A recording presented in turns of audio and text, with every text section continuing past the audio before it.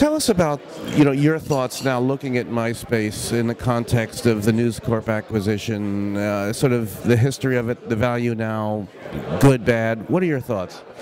Well, I think it obviously was a good acquisition at one point. It was an incredible acquisition from about $600 million to a imputed valuation of God knows, 15 million one day, 15 billion, 20 billion. But the truth of the matter is that they were not able to sustain. They were not able to be competitive with other companies, notably Facebook, in this business. And I think that they weren't able to be competitive because News Corporation knows nothing about technology.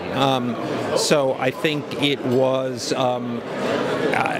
the inevitable happened, and actually we've seen this again and again and again and again, is that when mainstream traditional media companies buy technology companies, they don't do very well, and often they do terribly, and often they actually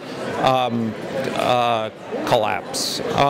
So I think that's what we're looking at in terms of MySpace. It's no longer competitive.